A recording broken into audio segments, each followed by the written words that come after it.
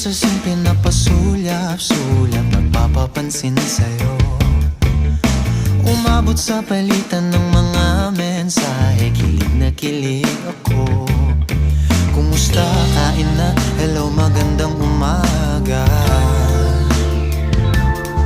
Ingat ka, pahinga, huwag kang masyadong magpupuyat pa.